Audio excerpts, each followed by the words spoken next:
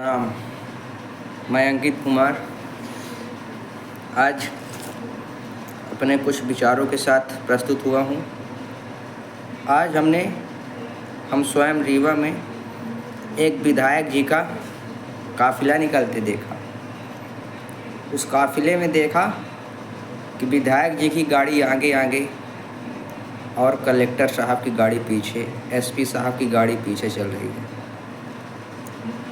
मुझे ये समझ में नहीं आया कि एक 10वीं पास विधायक, मैं उस विधायक जी का नाम नहीं लेना चाहूँगा, जो भी हैं, एक 10वीं पास विधायक के पीछे एक यूपीएससी का क्रैकर चल रहा है, एक एमपीपीएससी पास आउट चल रहा है। आखिर देश में चल क्या रहा, मेरे यही समझ में नहीं आ रहा। मैं बताना चाहूँगा और पूछना चाहूँगा, मेरे देश के युवाओं जागो। इस समय भारत में चल रही रेल की वैकेंसी जो आई है रेलवे की, उसमें युवाओं को कहना चाहूँगा कि एक मांग रखो भारत सरकार से कि जो भारत के रेल मंत्री हैं वो रेलवे का फॉर्म अप्लाई करें और पास होके दिखाएं कितने नंबर पाते हैं। यदि रेलवे के जो वैकेंसी आई है उसमें यदि रेल मंत्री भारत के पास नहीं होते हैं, उनका पेपर नहीं निकलता है, तो वो अपने पद से रिजाइन दे दें, पद छोड़ दें। किस लिए वो बैठे हैं जब उस लायक नहीं है। तो दूसरी बात, इस समय शिक्षक भर्ती आई है। युवाओं जागो और अपने देश के जो शिक्षा मंत्री हैं उनसे एक ही मांग रखो, आप शिक्षक भर्ती की जो वैकेंसी निकली है उसमें आप फॉर्म अप्लाई करिए और निष्पक्ष रूप से पास होके दिखाइए, तब तो आप उस पद के लायक हैं। अन्यथा आप समझदार हैं। मैं ज़्यादा कुछ नहीं कहना चाहूँगा, पर जो सच्चाई है उसे कहूँगा। हम स्वतंत्र भारत के नागरिक हैं, आप भी हैं, जागिए। उसके बाद पुलिस की वैकेंसी निकली है, एमपी पुलिस की भी निकली है, यूपी पुलिस की भी निकली थी, लेकिन उसमें काफ़ी घोटाला हुआ, ये आप भी जानते हैं और हम भी जानते हैं।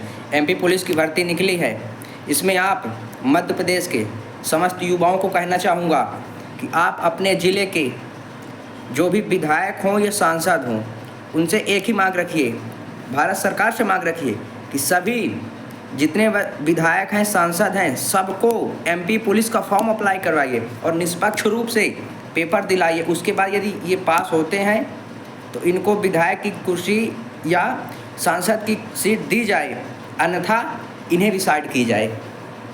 मतलब जो पढ़े लिखे युवा हैं वो बेरोजगार घूमें, दुपहिया से घूमें, लेकिन जो 10th पास है फॉर्चूनर में घूमें। अपना देश चुनौतियों से नहीं, चूंतियों से परेशान है। अब आप लोग ये ना समझिएगा मैं विधायक सांसदों को चूंतियाँ कह रहा हूँ, मैं कुछ चूंतियों की बात कर रहा हूँ जो उस लायक हैं। आए दिन जो भी वैकेंसियाँ आ रही उसमें घोटाले ही क्यों हो रहे हैं? आखिर क्या बात है? इसमें किसका दोष है? कहीं ना कहीं राजनीतिक दल का तो हाथ अवश्य है। पेपर लीक हो रहा, उसके बाद पेपर लीक कौन कर रहा, कैसे हो रहा, इसका भी पता नहीं चल रहा। कैसा मजाक है? युवाओं के साथ फुल मजाक। जागो और आखिर पूछो सरकार से कि ऐसा क्यों हो रहा। आज कोई भी देखा जाए तो यही कहा जाएगा बेटी बचाओ बेटी पढ़ाओ, लेकिन पढ़ा के फिर क्या करो? पढ़ी लिखी बेरोजगारी मंगाओ। आखिर क्या चाहते हैं आप? कि बेटी बचाओ बेटी पढ़ाओ तो हो जाएगा, लेकिन फिर बेटियों को क्या होगा? ऐसे पढ़ी लिखी बेरोजगारी। एक अनपढ़ बाहर जाएगा, किसी भी कंपनी में जाएगा, वो झाड़ू तो लगा लेगा, लेकिन यदि एक युवा पढ़ लिख के जाएगा ना, तो किसी भी कंपनी में वो झाड़ू लगाने से पहले शर्माएगा। सोचेगा कि यदि मैं इतना पढ़ा लिखा हूँ तो क्या इसीलिए कि एक कंपनी में झाड़ू लगाऊँ? यदि झाड़ू ही लगाना था तो नहीं पढ़ना था उसे, फिर वो तो फिर अनपढ़ ही सही था, जो एक अनपढ़ कर रहा है। फिर चल क्या रहा? कब होगा न्याय? इसका जिम्मेदार कौन? फिर नीट जैसे परीक्षाओं में यदि घोटाला हो सकता है तो कुछ भी संभव है। जय हो मालिक, क्या होगा? ओके, कोई बात नहीं, लेकिन जागो युवाओं, जागो।